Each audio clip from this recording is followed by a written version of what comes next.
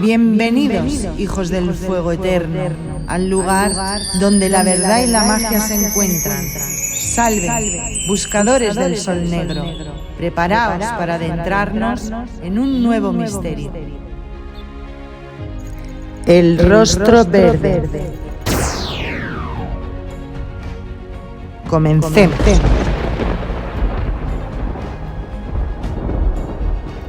Capítulo 12. Soplo de descomposición en el aire. Días agonizantes con un calor de incubadora y noches brumosas.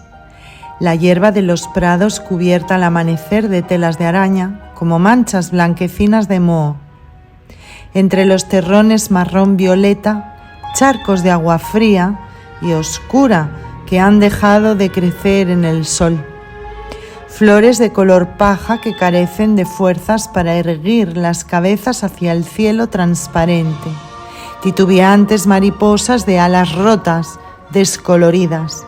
En las alamedas de la ciudad, las crujientes hojas cuelgan de tallos mustios, como una mujer ajada que no hallará colores lo suficientemente chillones para disimular su edad.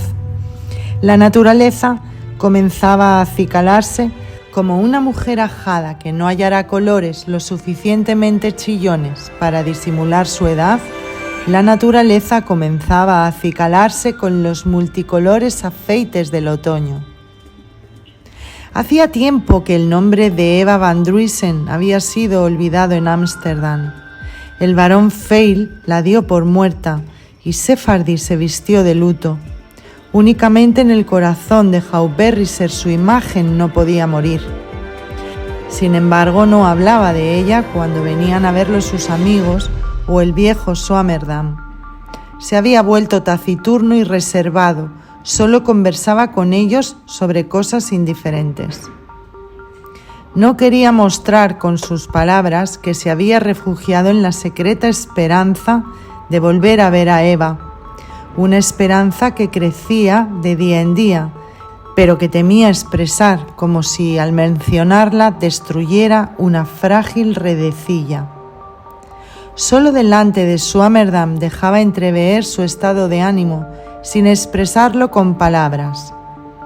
Desde el momento que concluyó la lectura del rollo, se estaba operando en él una transformación que apenas sí comprendía.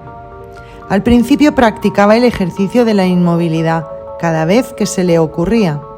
Por una parte se dedicaba a ello con curiosidad y por otra con la actitud incrédula de una persona que de forma permanente, como una divisa de frustración y desengaño, arrastra la siguiente convicción en el fondo de su alma: de todas maneras no servirá para nada. Al cabo de una semana limitó la duración del ejercicio de 1 hora o más en cualquier momento a 1/4 de hora por la mañana, pero entregándose a él con todas sus fuerzas y practicándolo por el ejercicio mismo, en lugar de hacerlo con la fatigosa y siempre decepcionante esperanza de que algo maravilloso debería producirse. Pronto el ejercicio se le hizo indispensable, como un baño refrescante que esperaba con gozo cada vez que se acostaba. Cierto es que durante el día se sentía sacudido por violentos ataques de desesperación al pensar en la idea de haber perdido a Eva. Rechazaba combatir estos pensamientos tan dolorosos por medio de la magia.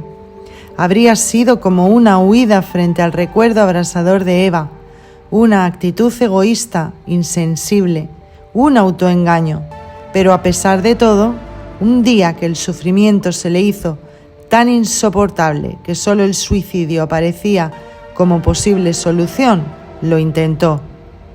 Se sentó derecho, como estaba descrito en las instrucciones, y trató de conseguir a la fuerza un estado de vigilia superior, para al menos momentáneamente escapar de la intolerable tortura de sus pensamientos. Para su asombro, el intento dio resultado a la primera. Lo penetró una incomprensible sensación de certeza donde rebotaba cualquier duda. Internamente experimentaba la afirmación de que Eva vivía, de que no corría peligro alguno. Antes, siempre que su pensamiento se volcaba en Eva, 100 o más veces al día, había sentido el azote de latigazos incandescentes, pero ahora interpretaba estos mismos pensamientos como la jubilosa noticia de que Eva allá a lo lejos pensaba en él y le enviaba saludos. Lo que había sido dolor, de golpe se convirtió en fuente de alegría. Por medio del ejercicio había creado en su interior un refugio al que poder retirarse a cada instante, un refugio en donde hallar constantemente una renovada confianza, en donde conseguir ese crecimiento interior que para quienes no lo han experimentado no es más que una palabra desprovista de sentido. Antes de conocer este nuevo estado, había pensado que sustraerse al dolor por Eva era cicatrizar aceleradamente las llagas de su alma, una aceleración del proceso de curación efectuado por el tiempo para calmar la pena de los seres humanos. Se había defendido con todas las fibras de su ser contra tal curación, como lo haría cualquiera al darse cuenta de que la atenuación de la pena causada por la pérdida de una persona amada conlleva siempre la difuminación de su imagen, de la cual no quiere separarse. Pero ante ambos escollos, un estrecho sendero cuya existencia no podía sospechar, todo sembrado de flores, se había abierto ante él. La imagen de Eva no estaba cubierta por el polvo del pasado, como él había temido. No, solo el dolor se había esfumado. En lugar de una imagen velada por las lágrimas, Eva misma había resucitado para él. En los minutos de calma interna, sentía su presencia con tanta nitidez como si estuviera ante él en carne y hueso. A medida que se retiraba del mundo, conseguía vivir horas de una felicidad tan profunda como nunca hubiera creído posible, horas durante las cuales iba de cognición en cognición, comprendiendo cada vez con mayor claridad que existían verdaderos milagros de experiencia interior, milagros que contrastaban con los hechos exteriores, como la luz con la sombra, y no solo de modo aparente como antes había imaginado, sino efectivamente. La metáfora del fénix le impresionaba cada día más hondamente. Siempre hallaba nuevos significados en ella, permitiéndole comprender con una plenitud insospechada la extraña diferencia que hay entre los símbolos vivos y los símbolos muertos. Todo cuanto buscaba parecía estar contenido en este símbolo inagotable. Solucionaba por él los enigmas, como un ser omnisciente al que solo tenía que preguntar para conocer la verdad.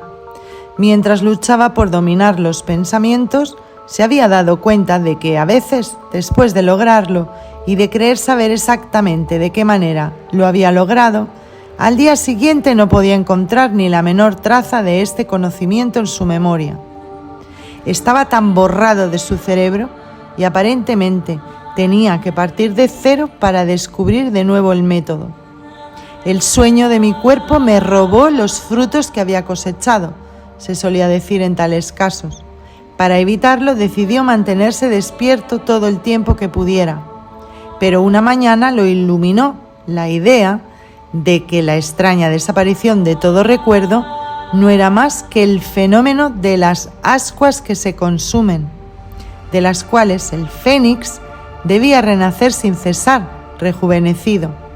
Comprendió que el hecho de crearse métodos y pretender servirse de ellos era algo terrestre y transitorio, que lo valioso no era el cuadro terminado, como había dicho Feil, sino la capacidad de pintar.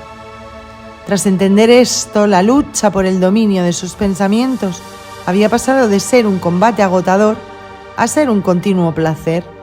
Ascendía de grado en grado sin darse cuenta, hasta constatar un día con sorpresa que poseía la clave de un dominio con el que nunca hubiera osado soñar ni siquiera. Es como si hasta el presente yo hubiera estado rodeado por un enjambre de pensamientos similares a abejas que se alimentaran de mí, había explicado a Swammerdam, con el que en aquella época todavía solía hablar de experiencias interiores. Ahora puedo alejarlos a voluntad y vuelven a mí cargados de ideas como abejas cargadas de miel. En otro tiempo me saqueaban, hoy me enriquecen. Unas semanas más tarde halló por casualidad en el pergamino la descripción de una experiencia análoga, casi en los mismos términos, y reconoció con alegría intensa que había elegido el buen camino del desarrollo interior sin haber recibido ninguna instrucción. Las páginas en cuestión habían estado pegadas unas a otras a causa de la humedad y el moho. Se soltaron gracias a los rayos solares que alcanzaban el rollo desde la ventana. Tuvo conciencia de que en su pensamiento se había producido una operación idéntica. En los últimos años, y ya antes de la guerra, había oído y leído muchas cosas acerca de lo que se denominaba mística, y de modo instintivo había vinculado todo lo relacionado con ella con la noción de oscuridad. Cuando pudo aprender sobre ella, llevaba el sello de la confusión y recordaba los éxtasis de un opiómano. Y efectivamente su juicio no era equivocado, porque lo que se entendía por mística en el lenguaje corriente no era en realidad más que unir a tientas a través de la niebla.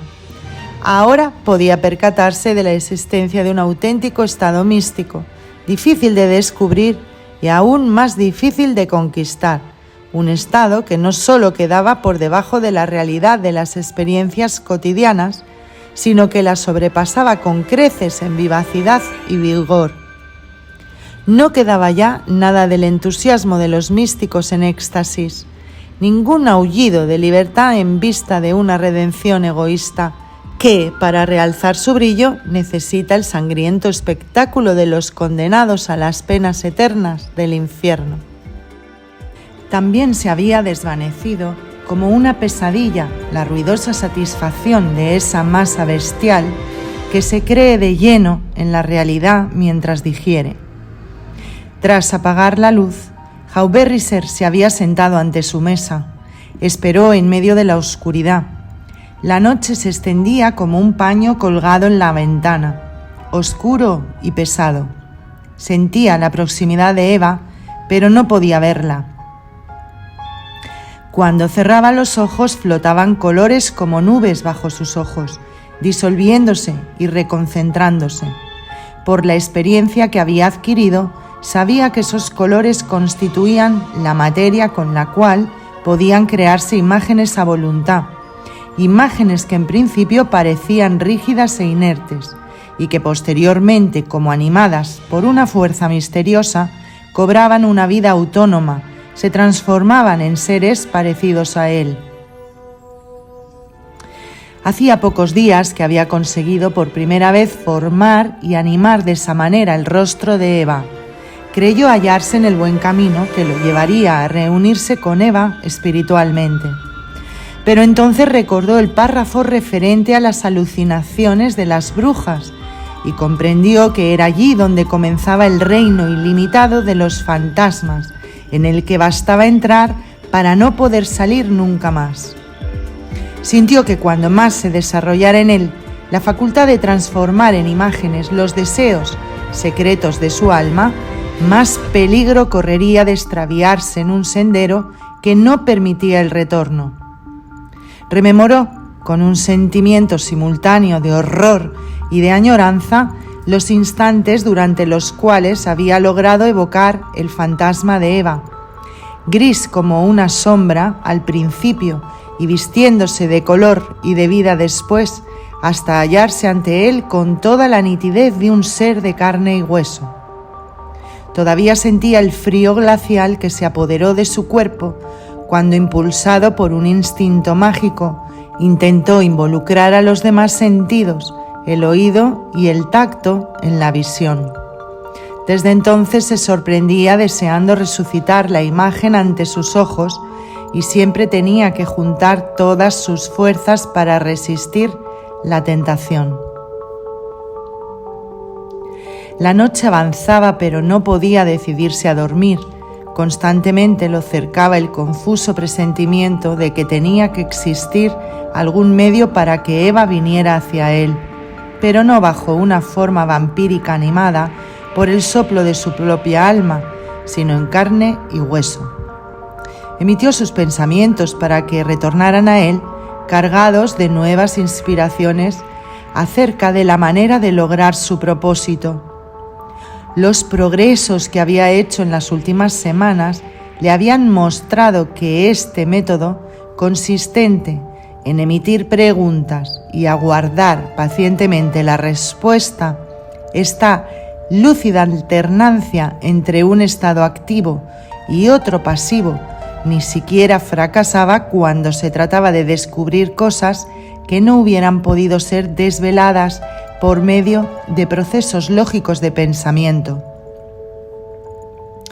Las ideas le venían a la cabeza una tras otra y cada vez eran más fantásticas e inusuales.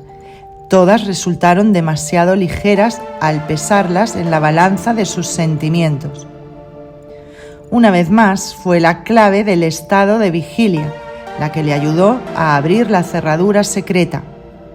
Pero esta vez sintió instintivamente que también su cuerpo, y no solo su conciencia, debía despertar en un nivel vital superior. Las fuerzas mágicas dormitaban en el cuerpo. Eran ellas las que tenían que despertar para poder actuar sobre el mundo material. Recordó, como un ejemplo instructivo, que la danza de los derviches árabes no tenía en el fondo otro fin que excitar el cuerpo para llevarlo al estado de vigilia superior. Como bajo el efecto de una inspiración, posó las manos sobre sus rodillas y se irguió, imitando el ademán de las estatuas de los dioses egipcios, los cuales le parecieron de repente, por sus estáticos rostros, símbolos de un poder mágico. Impuso a su cuerpo una inmovilidad cadavérica, mientras emitía una corriente de voluntad abrasadora a través de cada una de sus fibras. Al cabo de pocos minutos bullía dentro de él un incomparable huracán. En su cerebro resonaba una insensata mezcla de voces humanas y animales, ladridos furiosos de perros, el canto estridente de innumerables gallos. En la habitación estalló un tumulto tal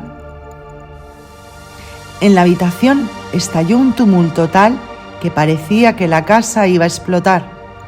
Las metálicas vibraciones de un gong reverberaban en sus huesos como si el infierno anunciara el día del juicio final. Tuvo la impresión de convertirse en polvo. La piel le escocía como una túnica de Nessus, pero apretó los dientes y no consintió a su cuerpo ni el menor movimiento.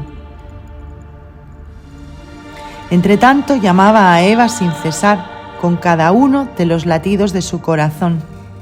Una voz apagada, apenas un murmullo, y sin embargo capaz de atravesar el alboroto como la punta de una aguja, le advertía que no jugase con fuerzas cuyo poder desconocía, que no poseía la suficiente madurez para dominarlas, que de un momento a otro podían precipitarlo en una incurable locura. Hauberrisser no la escuchó. La voz se hacía cada vez más potente, tanto que el ruido del entorno parecía estar muy lejano. La voz le pedía a gritos que volviese atrás. Eva vendría con toda seguridad si no cesaba de llamarla antes de esas oscuras fuerzas del infierno. Si viniera antes de cumplirse el tiempo de su evolución espiritual, su vida se apagaría en ese mismo momento como la llama de una vela, y él mismo se cargaría así con un fardo de dolor que sería incapaz de soportar. Apretó los dientes y continuó sin escuchar. La voz intentó convencerle con argumentos racionales, diciéndole que Eva habría venido desde hacía tiempo o que le habría enviado un mensaje si le fuera posible. Tenía pruebas suficientes de que estaba viva. Constantemente le mandaba pensamientos llenos de amor y cada día experimentaba la certeza de su presencia muy cerca de él. Hauberrisser no escuchó, siguió llamando a Eva sin cesar. Lo consumía el deseo de tenerla en sus brazos, aunque solo fuera por unos instantes. De pronto, el tumulto enmudeció. El guía debe venir del reino del Espíritu.